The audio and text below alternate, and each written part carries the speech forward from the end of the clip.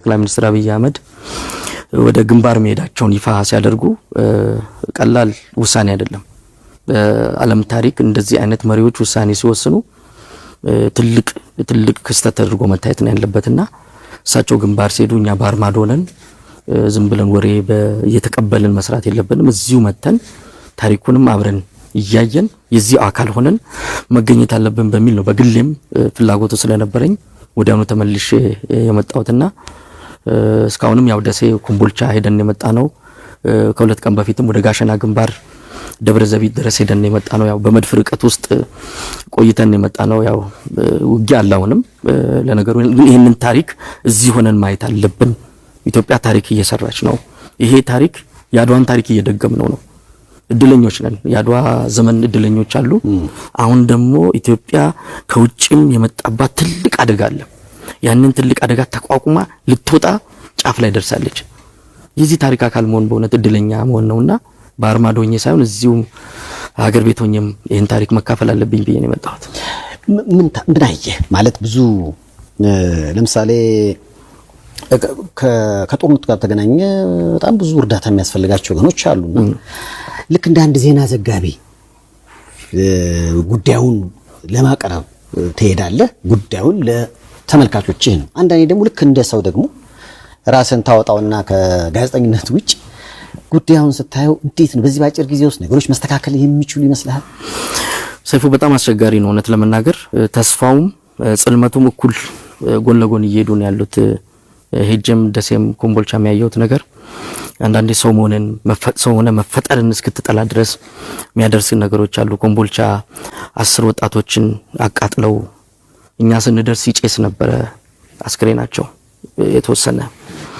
ያሳዝናል። እንዲህ አይነት ታሪክ ኢትዮጵያ ውስጥ ተፈጽሞ ማየት ከአይምሮ በላይ ነው እና እንዲህ አይነቱን ነገር ታያለ። አውድመው የሄዱትን ንብረት እውነት እነዚህ ኢትዮጵያውያን ናቸው ወይ? ያሳዝናል። ከፍተኛ ውድመት ነው ያደረሱት። ታሪክ ነው ያጠፉት። የወይዘሮ ስህን ፖሊቴክኒክ ኮሌጅ ውስጥ የሚገኝ አንድ ሙዚየም አለ። ትልቅ ታሪክ የተቀመጠበት ቦታ ምንም ነገር ሳያስተርፉ ነው አውድመው የሄዱት። እዛው ኮምቦልቻም ቤንዲንግ ጊዜ ያየናቸው ነገሮች አሉ በዚህ በኢንዱስትሪያል ፓርክ ውስጥ። ያሳዝናል። ግን በዚህ በኩል ደግሞ አንዳንድ ጊዜ ምንድነው ለምትን የመጣ አይነት ነገር የመጣውን መጥፎ አጋጣሚ ለመልካም የመጠቀምም ነገር አለ። ኢትዮጵያ ውስጥ በዘር ፖለቲካ ግድግዳ ተሰርቶብን ይኖር ነውና ያንን ደርምሰን በአንድ ስሜት በአንድ የኢትዮጵያ መንፈስ ኢትዮጵያን ልናድን እንድንነሳ ደግሞ እድሉን የፈጠረ አጋጣሚ ነው። ይህንንም አይቻለሁ። እዛ እየተዋደቁ ያሉት የኦሮሞ የአማራ ሁሉም የኢትዮጵያ ልጆች ናቸው እየተዋደቁ ያሉት። ይሄ በዋት ዘመን የሚታሰብ አይደለም። ስለዚህ ይሄንን መልካም ነገር ታያለ። ይሄንን መልካም ነገሩን እናጎለብተዋለን ብዬ ተስፋ አደርጋለሁ። ኢትዮጵያ ነገዋ በጣም ጥሩ ነው። ነገዋ በጣም የተሻለ ነው። ሊነጋ ሲል ያው የመጨለሙ ነገር እንዳለ እንጠብቃለን።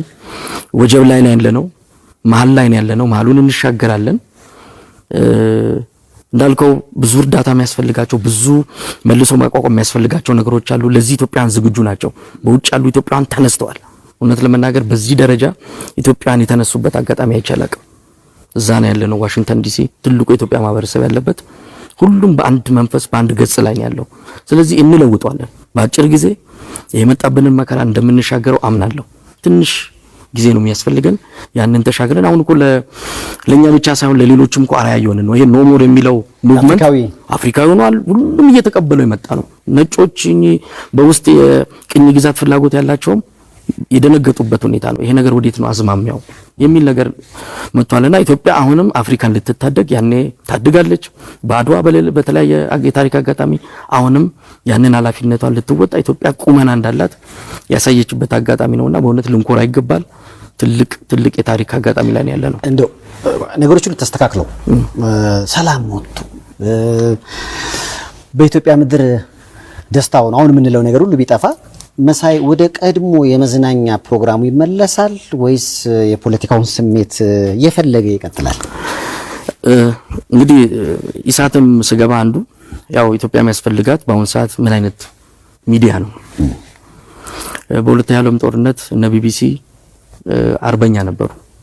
ያው ጦርነቱን ጀግና መፍጠር ብዙ ነገር ኦብጀክቲቭ ጆርናሊዝም ሳይሆን የሚሰሩት የአርበኝነት ስራ ነው የሚሰሩት።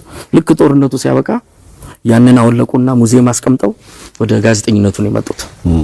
እኛም አሁን የአርበኝነት ስራ ነው የምንሰራው። እውነት ለመናገር ጋዜጠኝነት ምናምን የሚባለው የቅንጦት ነው። ኢትዮጵያ ማዳን አለብን። እንደው ቧጭረንም ቧጠንም ቢሆን መዳን አለባት። ከዛ በኋላ ሁሉ ነገር ሰላም ሲሆን ሚዲያ ትልቅ ፓወር ነው። ኢትዮጵያ አሁን ዘመን መጥቶላታል።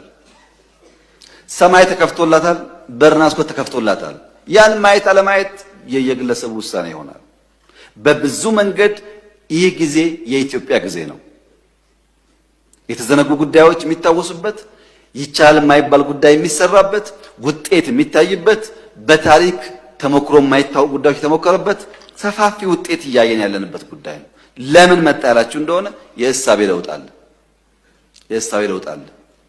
አሁን ኢትዮጵያን የምንመራው እንደ ላዳ ሾፌር አይደለም። ኢትዮጵያን የምንመራው እንደ ባስ ሾፌር ነው። የላዳና የባስ ሾፌር ሁለቱም መነሻቸውን ያውቃሉ። ሁለቱም ግን መድረሻቸውን አያውቁም። የባሱ ከተነሳበት እስከሚደርስበት ጊዜ ድረስ ተሳፋሪው ቢዘናጋ አልፎ ይወርዳል እንጂ ባሱ አይታጠፍም። መቆም ባለበት ይቆማል፣ መሄድ ባለበት ጊዜ ይሄዳል። መጨረሻ ፌርማታ ሲደርስም ይዞራል። ትንሽ ቀርቶኛልና ቀጥል አይባልም ባስ። ላዳ ግን እንደሱ አይደለም። ሲጀምር ይጀምርና አይ ቀርቶሃል ቀጥል ይባላል። ወደ ቀኝ ነበር ግራ ገብተሃል ይባላል። ሾፌሩን የሚመራው ማን ነው? ተሳፋሪው ነው። ባስ የሚመራው ግን ተሳፋሪ የሚመራው በሾፌሩ ነው። የፈለገበት ቦታ የተወሰነበት ይቆማል፣ መጓዝ ሲገባው ይጓዛል። በህልም ነው የምንመራው፣ በመሻት ነው የምንመራው፣ በእቅድ ነው የምንመራው እንጂ ከግራ ከቀኝ እንደሱ አይደለም።